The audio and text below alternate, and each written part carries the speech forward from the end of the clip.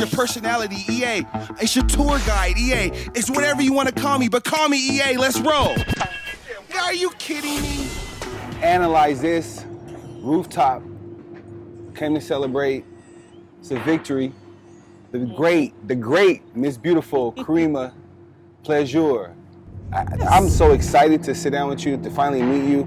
I was getting services, and I was reading the article, and I didn't even know that it was you. Like, it was just like crazy. It blew my mind. So, like, tell my fans a little bit about you. Like, who are you? Like, where you come from? I am Karima, born and raised Portland, Oregon. You are born and raised. Born and raised. Okay. That name just stuck out when when it came across my desk, Pledgure. I just thought, like, are you French, or are you married to a Frenchman? Is that yes. So my full last name is Guillaume Pledgure. So ooh. I'm French, and my husband was French. So, wow. So did you change your name? Is that I hyphenated it. Okay. Okay. It sounded good. Yeah, I started off as a cosmetology student. Went and worked in a salon, and then right after that, we don't have no health insurance in our profession. Right. So, you're private contractors. Yes. Yeah. So needed health insurance and started as an office assistant at the county. In parole and probation. Okay. And then worked my way up to a records technician. And then after that, worked my way up to a corrections technician, where I ended correction technician. Okay. Tell us a little bit about the correction technician. A corrections technician is basically an assistant to a parole officer. So we do everything a parole officer does in my unit, except for arrest, give directives, go out and do home visits. But other than that, we do all of the paperwork for the POs. We meet with clients. We give them services, hook them up with the right people. So yeah. you pretty much do all the work. You do all the legwork. Yes. Okay. So what happened? Like, how'd that journey end? It ended abruptly. Abruptly. I felt. That's what the article. That's what got us here. I read the article. I was like, wow. The article kind of like it was speaking for you, as if they had interviewed you. But have you been interviewed about this situation at all? Nope, I've not been interviewed by any newspaper, any media, anything like that. So I haven't spoken at all about. Well, tell us issue. the story. Tell us about the journey. It's been a journey. So several years ago, I'd say about 2 years ago, some coworkers and I noticed this Blue Lives Matter flag in one of our probation officers' offices, and we were all kind of taken back by it, especially at the climate of our nation. And so we went to management. We asked them some questions.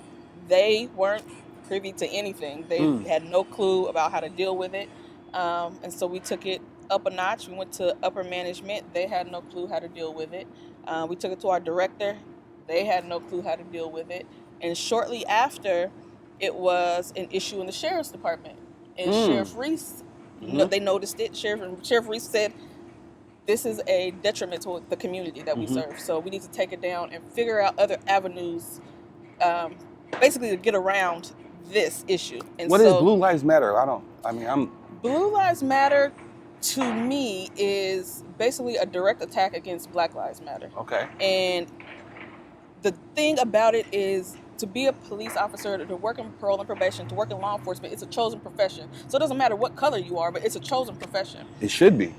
But being Black is not a chosen anything. Absolutely. We are just born this way. Absolutely. And so it's not to say that our lives matter more than anybody else's lives. It's to say we matter as well. Absolutely. And so it was just kind of shocking to see this emblem in this office where people come in and want services and are trying to change their life or trying to be rehabilitated, and you have this big emblem of, I'm really not anything to you. So how do I open up, and how do I trust you, and how do I trust that, we're going to have this relationship, this building relationship. So that's upper management. This is like ground level. This is parole officer. But then when you come in, but we're the people who deal directly with our clients. Right. Ooh, so that's sticky. It was just, for me, it was heartbreaking to walk in it every day. But then also to sit and think about, if I was a client and I'm looking at my probation officer who is supposed to help me, right, and I just see this big flag sitting behind them, like, what does that do to me? Yeah. I mean, I would think automatically you're with them and not me. Right. You're against me. You know what I'm saying? Totally.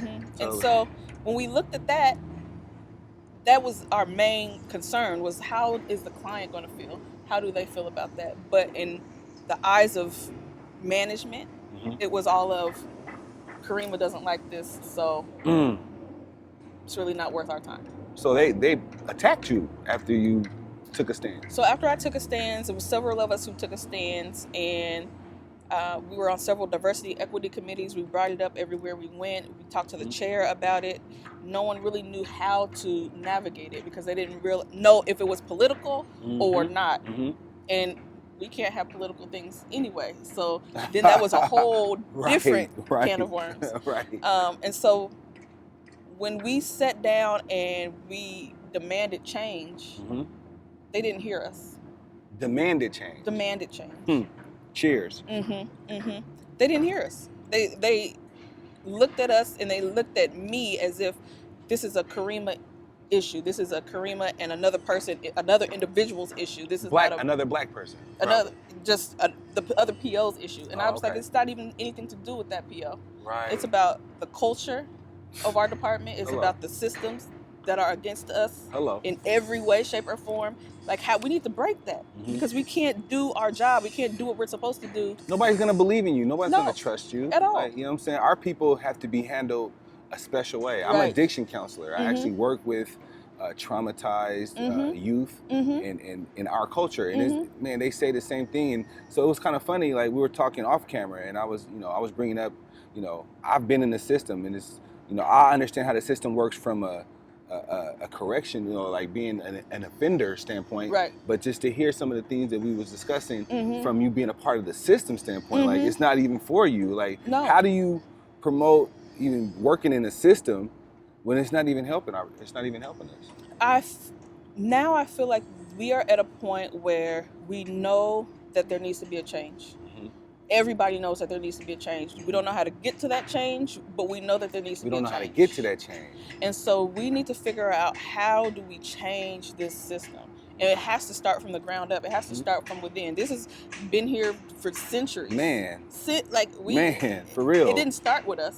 Absolutely. And so right at the climate that we're in, I mean, it is detrimental to us who work there because we're seen as, yes, we're black, but you're also in law enforcement. So where do you really stand? Right. That's the question. Right. Like where do you stand? Like when really stand? Before sitting down with you, I thought that all people stood with them. Like on the side of law enforcement. You have to have a certain mentality to work there. But after listening, really you have a heart. Like you want our people to succeed. And it's just disheartening to know that system is designed, even for, I knew walking in as an offender, it wasn't designed to help me. Right. But even for you as a, person that's working there, it wasn't designed for you to help make changes. Right. It wasn't designed for us to help us. And it also wasn't designed for us to help you. Right. So it's a double-edged sword. Wow. So we're fighting that. Wow. But my favorite probation officers, my favorite law enforcement officers are those who are real. They're like, look, I know the struggle. Like you. Like I know, I've been here, I've done that, I've seen this. Like, let's work together. So you got to the point where you couldn't work together anymore. You took it to a judge and jury. So how'd that work out for you? It worked, to say the least. It did work for you. It worked. So it's a gift and a curse. I feel like it was a curse because I had to go through that struggle, the trauma. Yeah. Like when it comes to mental health and black people, we don't talk about it. Preach. Mental health and law enforcement, that's definitely not talked about. Hello. So to work in such a high intense job all the time where it's trauma after trauma after trauma, everybody is in desperate need, that affects us. Like we have PTSD, like for instance, PTSD, anxiety disorders. There are things that happen in our body. Like there's probation officers that I know right now who are the same age as me, who are healthy, fit, eat right, work out every day, and all of a sudden they're having back issues or stomach issues or vertigo. Like things are just coming up out of nowhere. All of this trauma and this stress is crazy. And people don't realize that it's very stressful. People aren't realizing like the stress that it comes with working this job. And then you have stress from your coworkers on top of that. Man, and then you got a family, I hope. And then you have a family that you got to support. Wow. So just getting up in the morning is a struggle for us a lot of times. Yeah.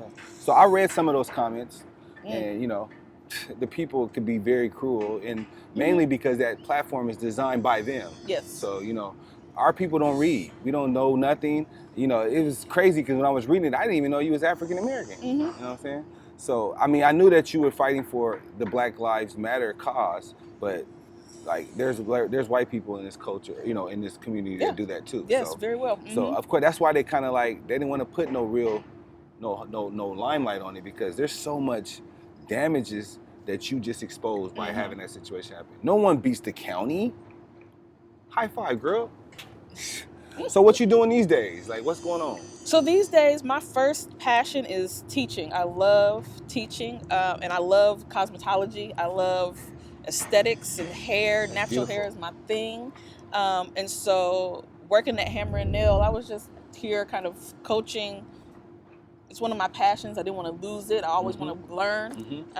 So I was working at Hammer and Nails for a while, and then an opportunity came about where an opportunity where I was just in the room, and they were like, "We should invest in one in LA. How much is it? What do I need to do?" And they made it plain, made it simple, and there now you go. I'm co-owner of. Hey. Twice. I need two. As a matter of fact, hey, we gotta get it. We gotta get her a drink. Cheers. Right, it's water. It's water. We good. We good. Mm-hmm. It's a beautiful thing because, like, normally when we beat the, you know, they give us something.